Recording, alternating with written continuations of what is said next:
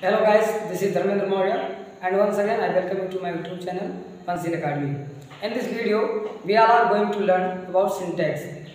The first part is syntax noun. So हम इस video में इस क्लास में हम लोग नाउन के बारे में पढ़ेंगे. Let's start. चलिए समझते हैं. सिंटैक्स के बारे में मैंने इससे पहले बता दिया है आप लोगों को, लेकिन एक बार फिर से बता दूं कि सिंटैक्स जो होता है उसमें हम लोग जो है वाक्य की रचना करते हैं और सिंटैक्स का जो मतलब होता है वो ये होता है कि किसी शब्द को या किसी वाक्य को गहराई से समझ लेना. जो भी बात लिखी होती है उसको हम गहराई से समझते हैं, उसी को सिंटैक्स कहते हैं. सिंटैक्स को हम थोड़ा दूसरे तरीके से समझ पाते हैं कि सिंटैक्स को एक और नाम से जाना जाता है जिसका नाम है part of speech. Part of speech के नाम से भी सिंटैक्स को जाना जाता है, जो कि हम लोग लोअर क्लास में जैसे कि क्लास 8, 9, 10 में पढ़े हैं. तो उसमें पार्ट ऑफ स्पीच बताया जाता है कि किसे कहते हैं. अब पार्ट ऑफ स्पीच का हिंदी जो होता है वो होता है शब्द भेद. शब्द भेद. अब शब्द भेद से समझ में हमको ये आता है कि पार्ट ऑफ स्पीच यानी कि सिंटैक्स के अंतर्गत जितनी बातें पढ़ी जाती हैं उसमें इंग्लिश लैंग्वेज के सारे शब्दों का, सारे सेंटेंस का जो है शब्दों का हम भेद जान पाते हैं कि ये है तो क्या है. मतलब इसके बारे में एक एक शब्दों के बारे में हम इसमें सीखते हैं. तो पार्ट ऑफ स्पीच जो होता है वो 8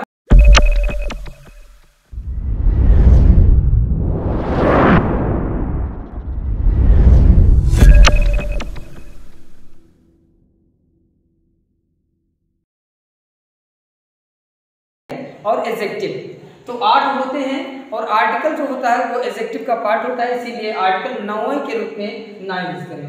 तो उसका जो पहला है नाउन, जिसके बारे में आज हम बात करेंगे कि नाउन क्या चीज होता है. तो नाउन के बारे में हम आज सीखेंगे नाउन किसे कहते हैं. ठीक है, जैसा कि आप लोगों ने लोअर क्लासेस में सीखा होगा कि नाउन जो है noun is the name of place, person और थिंग. लेकिन ये इंटरमीडिएट क्लास के लिए है जो मैं बता रहा हूँ. तो इसमें ये हो जाएगा ये, और हम लोग ओवर थोड़ा पढ़ेंगे कि noun is the name of place, person, thing plus action. Action को मैंने अलग से जोड़ा है. ठीक है, अब मैं आप लोग स्टार्टिंग में पढ़ते थे कि noun is the name of place, person, things और एक्शन. ये अब हम पढ़ेंगे एक्शन जो मैं अलग से जोड़ रहा हूँ. और पहले होता था आप लोग पढ़ते प्लेस, पर्सन और थिंग, बस हो गया. लेकिन एक्शन मैं अलग से जोड़ रहा हूँ. अगर जो बच्चे वर्ब पढ़े होंगे उनको पता होगा कि वर्ब को ही एक्शन कहते हैं.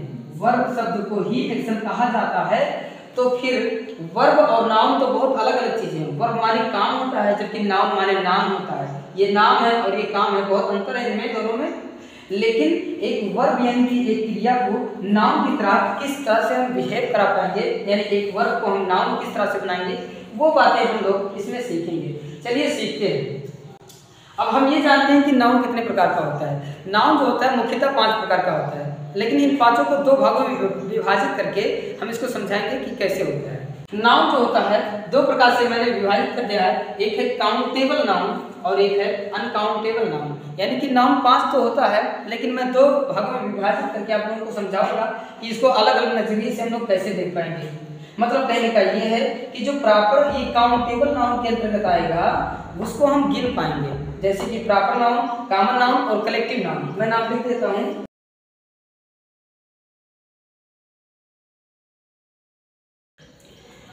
अब ये जो लिखा हुआ है काउंटेबल नाउन, काउंटेबल नाउन का हिंदी होता है गणनीय संज्ञा. ठीक है, गणनीय संज्ञा का मतलब ये होता है कि इसके अंतर्गत जो नाउन आएगा जैसे कि प्रॉपर नाउन, कॉमन नाउन और कलेक्टिव नाउन, इन सबको हम गिन पाएंगे. ठीक है, मतलब इनमें यस या ईएस का प्रयोग कर पाएंगे. लेकिन जो अनकाउंटेबल नाउन के अंतर्गत आएगा जिसका नाम है,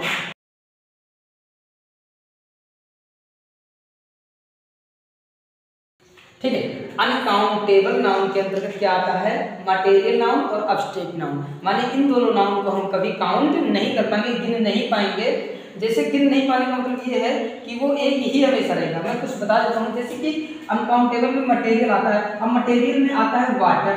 अब वाटर मतलब क्या होता है, पानी. पानी को आप गिन नहीं पाओगे, वाटर का वाटर्स नहीं कर सकते हो, है ना. अच्छा बता देता हूँ कि वाटर्स करने से क्या होता है, वाटर्स करने से इसका हिंदी बदल जाएगा, जलाशय हो जाएगा. ठीक है, यानी कि आप तालाब कह सकते हो. और वाटर माने पानी होता है, वाटर्स माने जलाशय होता है. इसी तरह से लिखते हैं गोल्ड. अब गोल्ड माने क्या होता है, सोना. सोना आप नहीं गिन सकते हो. आप सोना नहीं गिन सकते हो, लेकिन सोने से बनी वस्तुओं को गिन सकते हो। लेकिन जब सोने से कोई सामान बन जाएगा तो उसका नाम ही बदल जाएगा, है ना। जैसे रिंग माने अंगूठी, तो वो भले सोने की है तो उसको हम जो है मटेरियल नाउन के अंतर्गत नहीं रखेंगे, उसको हम कॉमन नाउन के अंतर्गत ले आएंगे, क्योंकि हम अंगूठी गिन सकते हैं लेकिन सोना नहीं गिन सकते हैं, तो सोना को मटेरियल नाउन के अंतर्गत रखा जाएगा। जैसे मैंने लिख दिया टी, टी माने चाय, आप चाय गिन पाओगे?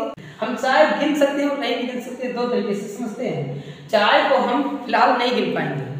अगर हम कह दें कि आप एक बर्तन में रखो और चाय बनाओ और पूछ लिया जाए कि कितना चाय है, तो आप बता नहीं सकते कितना चाय है, ठीक है, क्योंकि ज़्यादा कम हो सकता है। और वैसे भी आपके गिलास में रखा हुआ चाय जो है उसको आप कभी नहीं गिन पाओगे कि एक चाय, दो चाय, चार चाय है, ठीक, क्यों नहीं होता है? अब देखो चाय क्या होता है कि आप चाय के गिलास को गिनते हो, 2 गिलास चाय ले आओ, 4 गिलास चाय ले आओ, 10 गिलास चाय ले आओ, आप गिलास गिन सकते हो बेटी, लेकिन आप चाय नहीं गिन सकते हो। उसी तरह से सोना नहीं गिन सकते हो, वाटर नहीं गिन सकते हो। माने कि आप ये समझिए कि गोल्ड एक धातु है ना, तो आप जितने भी धातु जैसे सोना हो गया, चांदी हो गया, तांबा हो गया, पीतल हो गया, आयरन हो गया, प्लास्टिक हो गया, कपड़ा हो गया, कपड़ा का जो भी होता है, जिस कपड़े का बना होता है, कपड़ा हो गया, ठीक है, और लकड़ी हो गया, इस तरह के सब जो है मटेरियल नाउन के अंतर्गत आते हैं। पानी हो गया, पानी के अंतर्गत क्या, पानी हो गया, घी हो गया, तेल हो गया, पेट्रोल हो गया, डीजल हो गया, है ना, टी हो गया, चाय हो गया, कॉफी हो गया, ये सब चीज मटेरियल के अंतर्गत आते हैं जिसको आप गिन नहीं पाओगे। लकड़ी गिन सकते हो?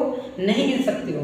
लकड़ी को किसी तरह से जैसे मान लेते हैं उसका लॉग होता है, लट्ठा होता है, उसको गिन सकते हो आप, ठीक है। कितना पेड़ लगा है, पेड़ को गिन सकते हो आप। कितना मेज लगा है, मेज को गिन सकते हो, लेकिन आप लकड़ी नहीं गिन सकते हैं।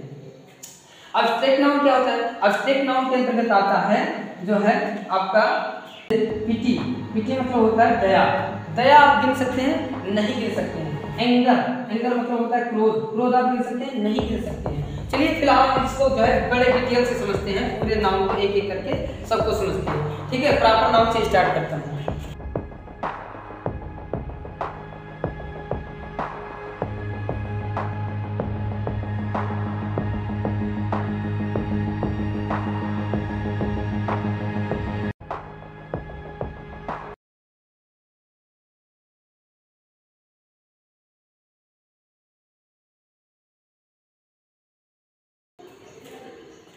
चलिए समझते हैं एक करके। नाउन के जो पार्ट हैं, 5 पार्ट होता है। Proper noun, common noun, collective noun, material noun और अब्स्ट्रैक्ट नाउन। अगर आपके एग्जाम में आता है नाउन पूछता है कि कितने प्रकार का होता है, तो आपको बताना पड़ेगा कि 5 प्रकार का होता है। आप 2 नहीं लिखोगे कि काउंटेबल, अनकाउंटेबल तो होता है, इस तरह से लिखना गलत होगा। एग्जाम में आप लिखोगे कि प्रॉपर, कॉमन, कलेक्टिव, मटेरियल और अब्स्ट्रैक्ट। लेकिन जानकारी के लिए डिवाइड करके मैंने कर दिया है ताकि आप जो है और अच्छे तरीके से समझ पाओ, ठीक। तो इसमें जो है आपका काउंटेबल नाउन, काउंटेबल में है पहला प्रॉपर नाउन, दूसरा कॉमन, तीसरा कलेक्टिव। प्रॉपर नाउन किसे कहते हैं मैंने बता दिया है। प्रॉपर नाउन वह नाउन होता है जिसको जो है जिसका नाम रखा गया है और पूरे वर्ल्ड में यूनिक है, उसके जैसा दूसरा नहीं है, उसी को प्रॉपर नाउन कहते हैं। पूरे वर्ल्ड में, पूरे ब्रह्मांड में यूनिक है, उसके जैसा आपको पूरी दुनिया में नहीं मिल सकता है, उसका एक नाम रखा गया है, उसी को प्रॉपर नाउन कहते हैं, ठीक है। जैसे किसी का नाम जैसे लिख दिया गया, किसी लड़के का नाम राज मैंने रख दिया, ठीक है। किसी लड़की का नाम मैंने लिख दिया रिया, ठीक है। अब ये जो राज नाम का लड़का है ये आपको पूरे ब्रह्मांड में नहीं मिलेगा, पूरे दुनिया में आपको राज नाम का लड़का तो मिल सकता है, लेकिन उस राज के जैसा दूसरा राज आपको नहीं मिलेगा। जैसे मान लेते राज नाम का एक लड़का हमारे क्लास में है, अब वो राज के लड़का नाम का लड़का जो है, आज दूसरा लड़का भी राज नाम का आ सकता है, लेकिन दोनों का जो शक्ल होगा, जो बिहेवियर होगा, वो सेम नहीं होगा, एक जैसा नहीं हो सकता है, ठीक है। तो एक जैसा पर्सन पूरी दुनिया में नहीं है, लेकिन ऐसा भी हो सकता है कि जुड़वा भाई हो, एक जैसा दिख रहे हो, तो ऐसे कंडीशन में उनका नाम ही चेंज हो जाता है, एक नाम नहीं रखते हैं। अगर नाम अगर सेम कर दिया जाए तो वो प्रॉपर नहीं रहेंगे, इसीलिए उन दोनों का नाम अलग अलग होता है, ठीक है। अगर शक्ल मैच करेगा तो नाम मैच नहीं करेगा, और यदि नाम मैच करेगा तो शक्ल मैच नहीं करेगा। यानी कि राज जो है वो एक प्रॉपर नाउन है और उसके जैसा पूरी दुनिया में आपको दूसरा राज नहीं मिल सकता। इसी तरह लड़की के लिए भी है कि जो लड़की रिया का नाम के जैसा, बहुत सारी रिया लड़की हो सकती हैं, लेकिन उस रिया के जैसा जिसके बारे में मैं बात कर रहा हूँ कि जैसी कोई लड़की नहीं होगी।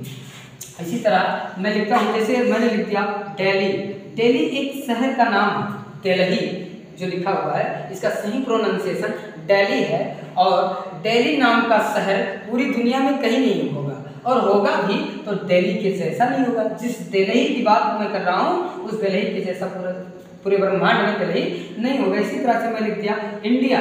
अब इंडिया जो है पूरे ब्रह्मांड में कहीं नहीं होगा। मान लेते हैं इंडिया नाम का कोई शहर मिल गया या गांव मिल गया तो वो इंडिया के जैसा होगा नहीं होगा, इसीलिए प्रॉपर नाम है।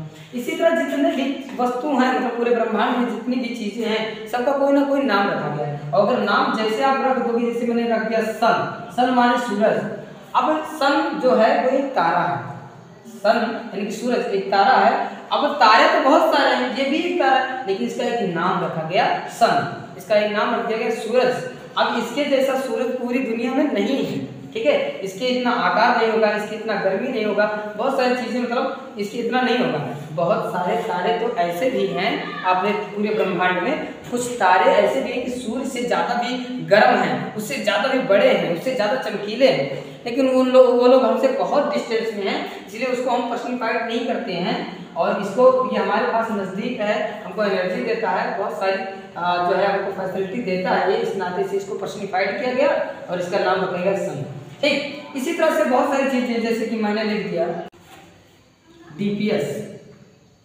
डीपीएस ये इसका फुल फॉर्म होता है दिल्ली पब्लिक स्कूल। तो डीपीएस नाम के बहुत सारे स्कूल आपके पास हो सकते हैं, लेकिन दिल्ली पब्लिक स्कूल दुनिया में सिर्फ एक ही है और उसके जैसा दूसरा स्कूल नहीं है। इसी तरह से आप जिस भी चीज़ का नाम लिखोगे, ठीक है। अच्छा, आप लोग सोच रहे होंगे शेर, लायन, मैंने कहा लायन, ये बताओ प्रॉपर नाउन है या नहीं? लायन माने शेर, प्रॉपर नाउन है कि नहीं बताइए आप? शेर तो बहुत है ना, लेकिन ना सूरज बहुत है, ना इंडिया बहुत है, ना दिल्ली बहुत है, ये सब एक एक ही है पूरी दुनिया में, इसलिए शेर जो है वो कॉमन नाउन के अंतर्गत आएगा। ठीक है, डीपीएस क्या बता दिया मैंने कि ये आपका जो है प्रॉपर नाउन है, इसका एक नाम रखा गया है। इसी तरह से किसी कंपनी का नाम ले देते हैं, हीरो। हीरो एक कंपनी का नाम है, ठीक, ये एक कंपनी का नाम है। और अन्य लोगों को हीरो कहा जाए, जैसे पंडित जवाहरलाल नेहरू हो गए, महात्मा गांधी हो गए, इन लोगों को हीरो कहा जाए तो वो कॉमन चीज़ है, लेकिन एक कंपनी है जिसका नाम हीरो है, अगर ऐसा कहूँ तो ये आपका प्रॉपर हो गया। कंपनी है, ठीक है, एक मोबाइल कंपनी है, इसका नाम मैंने रख दिया आईटेल। अब आईटेल नाम की दूसरी कंपनी पूरी दुनिया में नहीं है, अगर होगी भी तो जरूरी नहीं है कि वो मोबाइल का ही निर्माण कर देगी, ठीक है। तो ऐसे कंडीशन में मतलब वो सारी चीजें जो पूरे ब्रह्मांड में उपस्थित है उसका अगर नाम रखा गया है तो उसी को हम क्या कहते हैं, प्रॉपर नाउन के नाम से जानते हैं। चलिए कॉमन नाउन समझते हैं। अब कॉमन, ये तो कॉमन बात है, कॉमन नाउन तो बहुत सरल है, बहुत सरल है और बहुत इंपॉर्टेंट भी है। कैसे देखो, कॉमन जो चीज़ होती है, लोग कहते नहीं कि ये सब कॉमन बात है। कॉमन बात मतलब जो बात सबके पास हो, जो न्यूज सबके पास हो, कॉमन न्यूज हो गया। जो बात सबके पास हो वो कॉमन बात हो गया। जो ड्रेस सबके पास हो वो कॉमन ड्रेस हो गया, ठीक है। और जो नाम सबका हो वो कॉमन नाम हो गया, उसी को कॉमन नाम कहते हैं। समझते हैं इसको? अगर मैं ये कह दूँ राज माने राज एक लड़की का नाम, अगर मैं कह दूँ बॉय, बॉय माने लड़का, ठीक है, तो राज भी लड़का है, श्याम भी लड़का है, रोहन भी लड़का है, सोहन भी लड़का है, तो ये तो सब लोग लड़के लड़के हैं, ये कॉमन बात है। तो बॉय माने लड़का है। हम लोग कॉमन नाउन को बड़े सरल तरीके से समझते हैं। कॉमन नाउन को समझने का सबसे सरल तरीका ये है कि आप ऐसे अनुमान करो कि अगर मैंने कह दिया कि सिटी माने शहर, तो उसको ऐसे समझो कि बलरामपुर भी शहर है, तुलसीपुर भी शहर है, लखनऊ भी शहर है, मुंबई भी शहर है। मतलब शहर जो शब्द है ये कॉमन बात है। शहर ये भी है, वो भी है, वो भी है, ऐसे सीखो। शहर वो भी है, वो भी है, वो भी है, इसका मतलब ये कॉमन बात है। और सिटी यानी कि शहर एक कॉमन शब्द है। जैसे मैंने कह दिया कंट्री, कंट्री माने देश, तो देश तो पाकिस्तान भी है, इंडिया है, अफगानिस्तान है, चीन है, अमेरिका है ना, तो ये सब देश है, तो सब देश है तो कॉमन बात है, ठीक। तो स्टूडेंट, ऐसे मैंने कहा स्टूडेंट, स्टूडेंट तो वो भी है, स्टूडेंट वो भी है, स्टूडेंट वो भी है, मतलब स्टूडेंट जो शब्द है वो कॉमन शब्द है, ठीक। तो इस तरह से हम कॉमन शब्द को सीखते हैं। जैसे रिया लिख दिया, मैं लिख दूँ अगर गर्ल, तो गर्ल केवल रिया थोड़ी है, सब लोग जितनी भी लड़कियां हैं, मतलब रिया है, नेहा है, स्नेहा जो भी है, सब क्या है जो है गर्ल है, ठीक है। दिल्ली लिखा है, अगर मैं लिख दूँ कैपिटल, अगर मैं लिख दूँ कैपिटल, तो कैपिटल दिल्ली भी कैपिटल है, ठीक है, लखनऊ भी कैपिटल है, मुंबई भी कैपिटल है, हैदराबाद भी कैपिटल है, ठीक है। इस तरह से बहुत सारे कैपिटल है। कैपिटल मतलब राजधानी, तो राजधानी तो वो भी है और वो भी है, इस नाते से ये कॉमन हो गया, ठीक है। अब इंडिया लिखा है, इंडिया को समझते, मैंने अगर लिख दिया कि कंट्री, तो कंट्री तो इंडिया भी है, पाकिस्तान भी है, अमेरिका भी है ना, न्यूजीलैंड भी है, ऑस्ट्रेलिया भी है, तो सब कंट्री है। तो कंट्री शब्द क्या है, कॉमन नाउन है।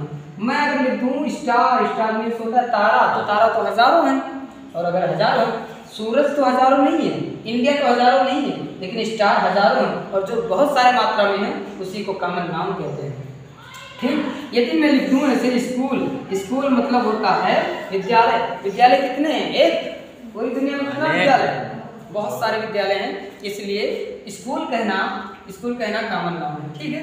आगे हम समझते हैं, अगर मैंने कह दिया ऐसे लिख दिया ट्री, ट्री माने पेड़, पेड़ कितना है दुनिया में, हजारों पेड़ है, इस नाते से ये भी कॉमन नाउन के अंतर्गत आता है। अब इसी तरह से कुछ एग्जाम्पल हम लोग नॉर्मल पढ़ते हैं, जैसे फूल, फूल मैंने कह दिया फूल कितना है, बहुत सारे, लेकिन गुड़हल नाम का केवल एक फ्लावर है, ठीक है, गुड़हल नाम का केवल एक फ्लावर है। और मैं ऐसे कह दूँ कि किसी कंपनी का नाम, लाइक मैंने कह दिया वीवो, ओप्पो, रियलमी, रेडमी, ये सब एक कंपनी का नाम है, और कंपनी का नाम होने के नाते ये प्रॉपर हैं। और अगर मैं कहता हूँ मोबाइल, लैपटॉप, कंप्यूटर, ठीक है, तो ये सब चीज़ कॉमन बात है, ये सब कॉमन है क्योंकि ये बहुत सारी मात्रा में हैं। कलेक्टिव नाउन किसे कहते हैं, कलेक्टिव शब्द से ही हमको पता चल रहा है क्या कहना चाहता है। कलेक्टिव का मतलब होता है समूहवाचक, समूहवाचक। कलेक्ट का मतलब होता है इकट्ठा करना, और कलेक्टिव का मतलब समूहवाचक। नाउन मतलब क्या होता है, संज्ञा, ठीक है। फिलहाल मैं इसका भी हिंदी बता दूं, ठीक। तो कलेक्टिव का मतलब होता है कोई कॉमन नाउन जो होता है उन सबको कॉमन नाउन को इकट्ठा कर दो, और इकट्ठा करने के बाद उसका एक नया नाम दे दो, उसी को कॉमन नाउन कहते हैं। जैसे मैं बताता हूँ, स्टूडेंट मैंने कहा कि कॉमन नाउन, अभी ढेर सारे स्टूडेंट, वो भी है स्टूडेंट, वो भी है स्टूडेंट, वो भी है, सब स्टूडेंट है ना, तो कॉमन है। और कॉमन नाउन को सारे स्टूडेंट को लाओ, एक जो है एक जगह इकट्ठा कर दो, बिठा दो, और उसके बाद क्या बन जाएगा, समूह हो जाएगा।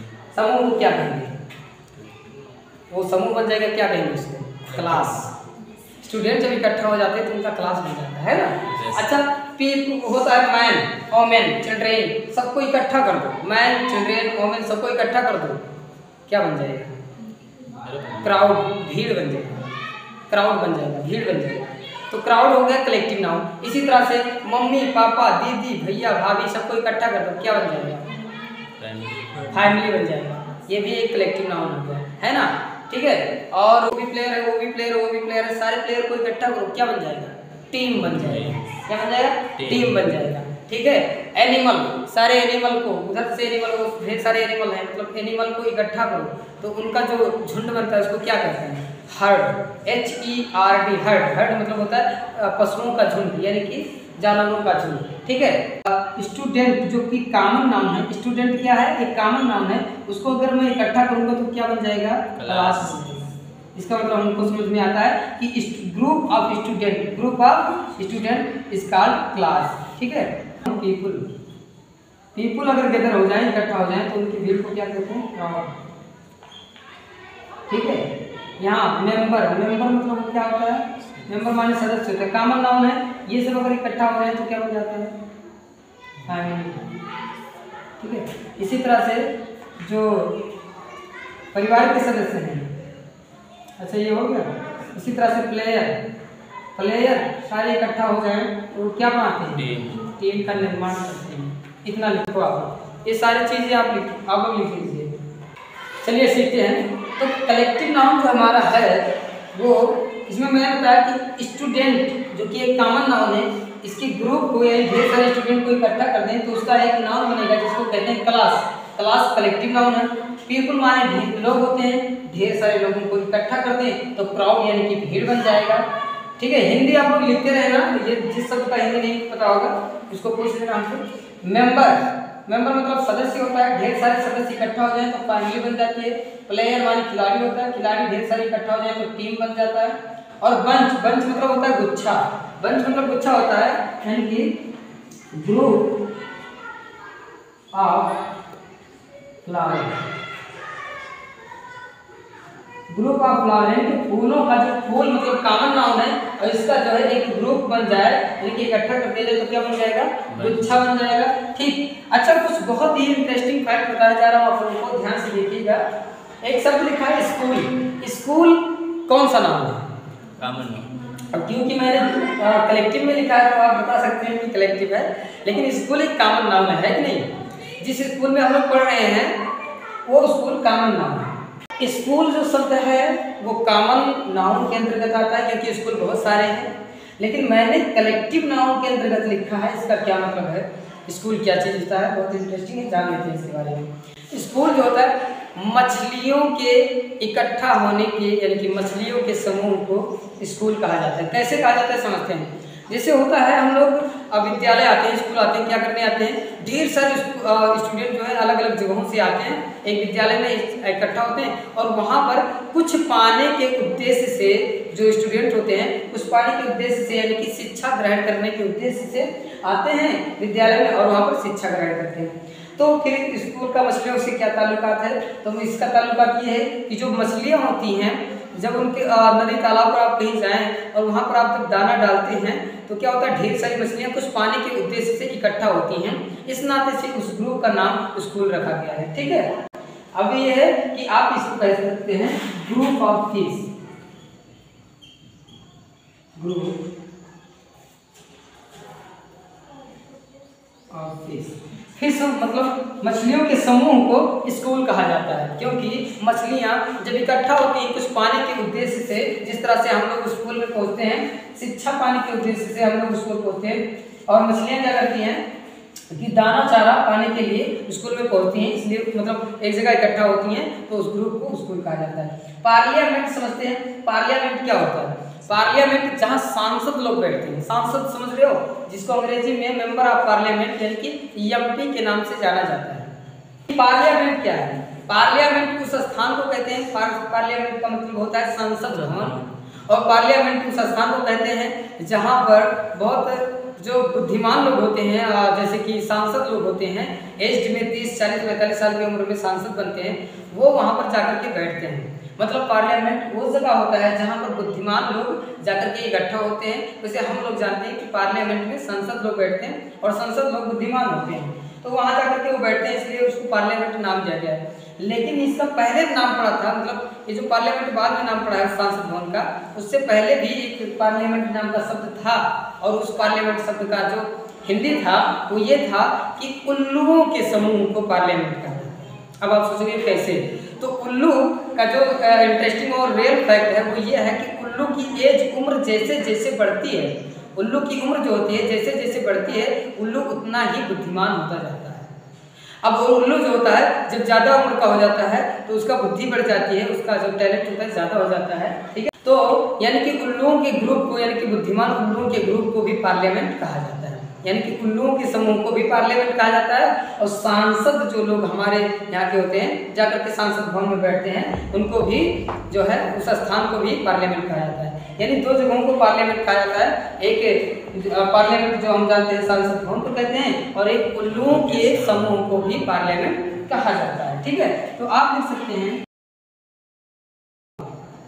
ठीक, यानी कि उल्लुओं के समूह को पार्लियामेंट कहते हैं और पार्लियामेंट तो हम लोग जानते ही हैं कि सांसद भवन को पार्लियामेंट कहते हैं जहाँ पर सांसद लोग जाकर के बैठते हैं। तो नहीं बनता है तब तक जो है वो किससे सोचता है, जब तक आप भोजन उसका नहीं बनाते हो तब तक वो फिशेस होता है और इसका जो प्लूरल होता है मतलब सिंगुलर और प्लूरल दोनों तरीके से फिश और फिशेस दोनों तरह से लिखा जाता है और दोनों ही सत्य है। फिश मतलब मछली होता है, फिशेस मतलब भी मछली होता है, इन दोनों तरीके से लिख सकते हैं। लेकिन जब उसका डिश बन जाता है तो उसको हम सिर्फ फिश लिखते हैं, फिश मतलब मछली, यानी कि इसको हम काउंट नहीं कर सकते हैं। जब मछली का भोजन बन जाता है तो हम उसको काउंट नहीं कर पाएंगे, इसीलिए इसको हम फिश लिखते हैं और जो मछलियाँ होती है जिसको हम काउंट कर पाएंगे उसको हम फिशेस कहते हैं। वैसे फिश को हम फिश या फिशेस दोनों नाम से जानते हैं। ठीक है, अगला है हर्ड। हर्ड क्या होता है, जानवरों का समूह। ठीक है, ढेर सारे जानवरों के समूह को हर्ड कहते हैं। अब आप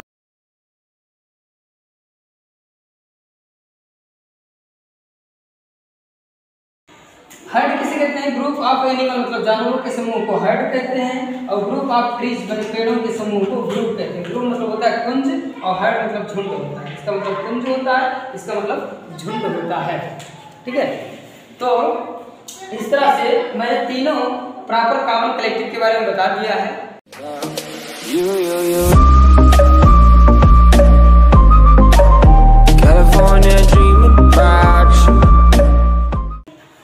बाकी मटेरियल और ऑब्जेक्ट के बारे में मैं नेक्स्ट क्लास में बताऊंगा आप लोगों को। Thank you.